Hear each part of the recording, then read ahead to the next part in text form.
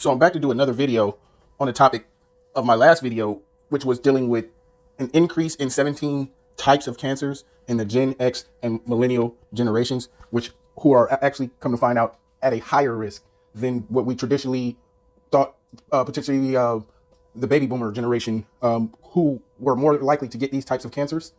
Now we are seeing that it's in fact the Gen X and millennial generations. And we touched on some topics in the last video. I actually did a couple of shorts on the subject also. I did have people, or at least one guy reached out, expressed like some type of, I don't know, anger or something for me posting the video. I don't think he really watched the videos. I think he just saw the title or maybe a few seconds of the video and then went straight to the comment section. It's because he came to my comment section with the defeatist mentality, basically saying I can't do anything about it, so I might as well just live my life, pretty much. So, you know, and I strongly rebuked him. I told him, that you're just not allowed to project your defeatist mentality on my channel. And I don't allow that. That's not the type of person I am. I'm an optimistic person. Even if somebody is faced with that and, it's their time to go, my mode of thinking is, if that's me, I'm going to go with dignity. I'm going to try to fight it. I'm going to try to prevent it. But if there's nothing I can do, there's nothing I can do. But I'm going to go with dignity. And if I can help somebody, inspire somebody, who's dealing with something or similar, hopefully that would give them hope and inspiration and strength and courage. And, and I hope that I would have the strength and courage if that ever came. But I would like to know that I did the best that I could do to prevent it. And, and hopefully it would help somebody else gain insight on how to potentially avoid happening to them. And I noticed that in a lot of the younger generations, they're not very optimistic, very pessimistic, very defeatist mentality, kind of like there's nothing I can do about the world. I could just have to submit to it and submit to just giving up, and then they try to project it onto other people. I don't know if that's actually how they feel in real life, or is that what they're just trying to project on other people? I don't know. What I also notice is a lot of times they have no sense of urgency. So they have an attitude where there's nothing I can do, and they're not in a hurry to do anything.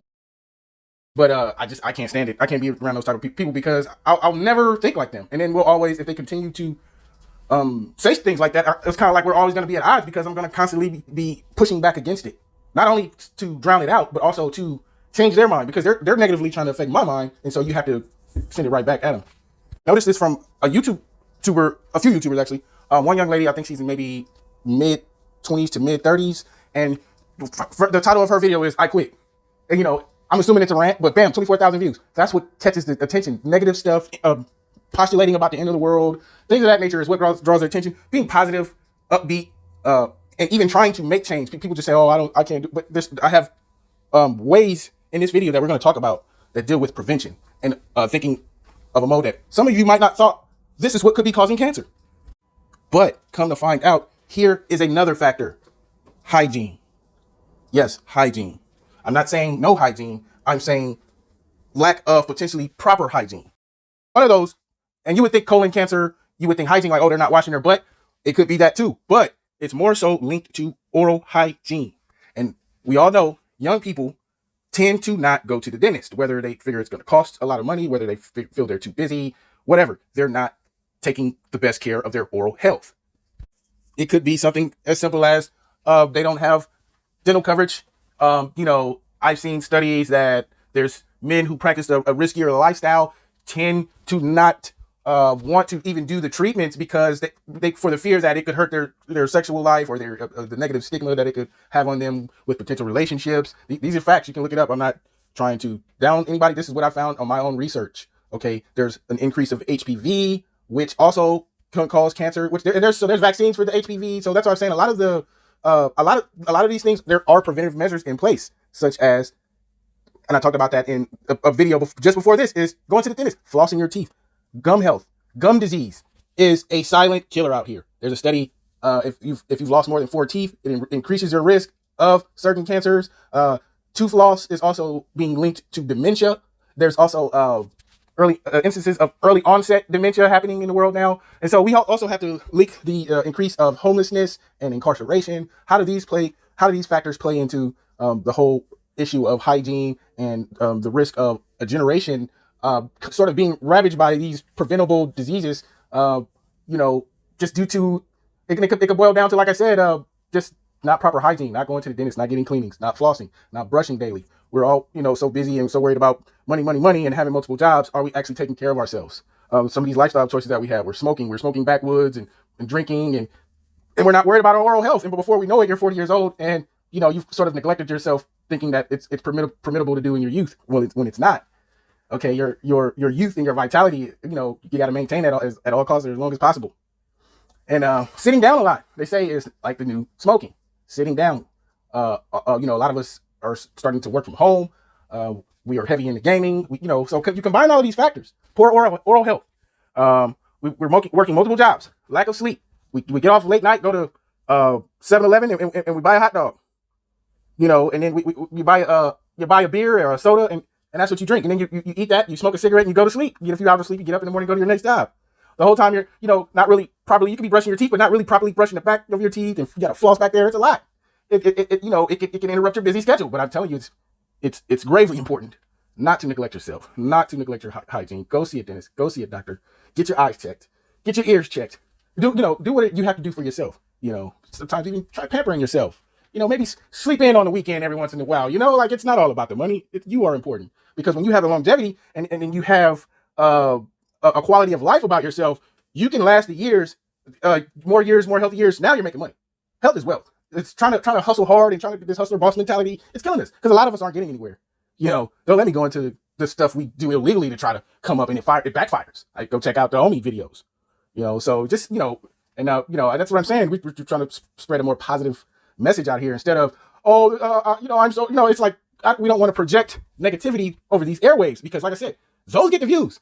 Like I said, a young lady posted, I forget what it said, but it was something negative. Bam, 24,000 views. Something else negative. Bam, 17,000 views.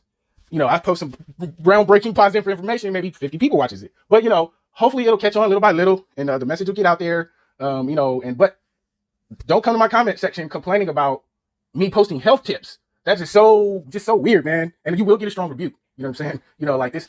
And I'm not beating the young lady up. I don't know what she's going through. It could be some type of depression type things or whatever. And, that's how that could be therapeutic for her. All I'm saying is that's what gets views. And people, they tend to be sympathetic. From my standpoint, I can't expect that. Like, I have to be tough. I have to be tough just in case nobody else is going to help me be tough. I will help you be tough if I can. You can draw strength from me if you need to. You can talk to me. If you need a friend to talk to, if you need some encouragement, one-on-one, if you need somebody to tell you what works for them over my 41 years and how I've been coping with this thing of called life and how I've learned to deal with it, cool. Feel free to reach out. So my goal is not to beat her up. My goal is just to point out the fact that to some people, certain things on this YouTube space is more, I don't want to say entertaining, but it garners just the more attention.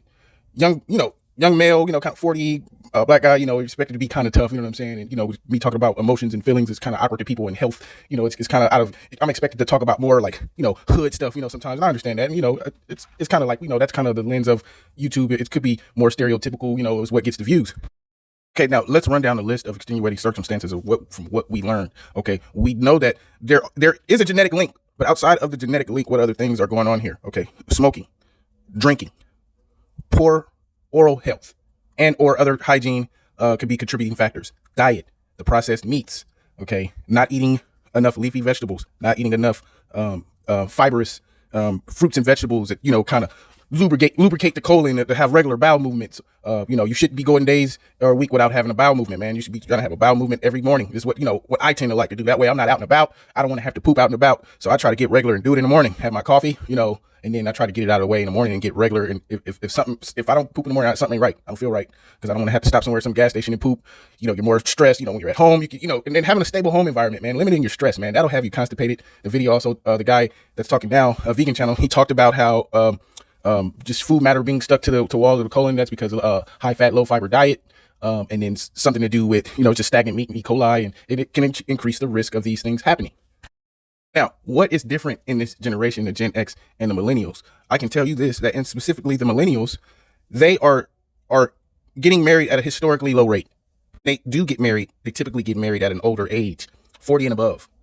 So this is a new trend, whether they feel like it's an outdated, institution. There's not good picks, good partners. They still want to live life. They're not financially ready for it. And I've also seen a study to where they feel like they can't afford a wedding, with the typical price range of a wedding being $30,000 or more. And like, who told you have to spend $30 to $35 or more to get married? That's just absolutely ridiculous. But then again, we are the TV generation. We grew up on TV dinners, and so we think that we have to do the things that we see on reality TV, that are, counterculture, rebellious type things. It's like sexual revolution times 10. It's like, and so we're just kind of falling by the wayside by just doing what we think is popular or trending activities.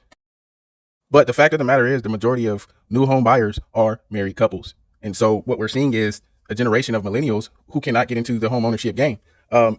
And and what this is doing is it's making it harder for them to build wealth and to establish roots and establish some sense of normalcy to where, they don't feel under the water. They feel like they're just in debt, and they'll never be able to own a home. And a lot of people are, if they're doing this by themselves, if they're by themselves, it makes it even harder when it always makes it easier when there's two. Even if only one is working, it just always makes it easier when there's two.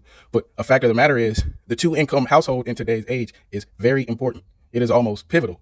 And I do understand that there is an issue with people finding viable partners, and that's why I talk about health and well-being, because I do recognize that there is like a societal problem where there's a lot of people who are older and unmarried, not having children, and so that's why I feel like it's important, because to talk to the demographic who typically watch my videos. I'm in the same demographic. I have a lot of family in the demographic. I'm married to a person in that demographic, and ultimately, we all want to see our children have great prospects. So I mean, it starts from just one person talking about it, and then maybe somebody that heard my channel with a larger platform could talk about it, and then it just spreads. That's how I think. I don't ever think there's nothing I can do. There is something I can do. So yeah, in conclusion, oral health, go get your exams, go get your cleanings. They check for oral cancers. These things can be easily remedied with early detection. And so like it's the lifestyle changes. Not only the lifestyle changes, it's the fact that now we know about it. And so now if we feel like we have symptoms, we can now say, okay, now is this a symptom of that? Now we can work on early detection, and we can somehow, if we can say one person, we did our job, but I think, just getting the word out, changing the culture, changing the habit, we can make a difference with this. If we work together and stop thinking that we can't do anything, don't have the defeatist mentality. I mean, you have to ask yourself, when you start hearing about all of this stuff about the end of the world, ask yourself this: is there an election cycle? I'm not going to go all off into politics, but in my opinion, there's a correlation, and I've went down the rabbit hole myself, and and it's easy to think about the negative over the positive, and so that's why I came back on this channel to be a more uplifting person, and then so that also it as a consequence, that's a stress reliever for myself. It's therapeutic, to feel that I'm making a change, even if it's one person at a time. All right, everybody, Mr. 707, I'm out.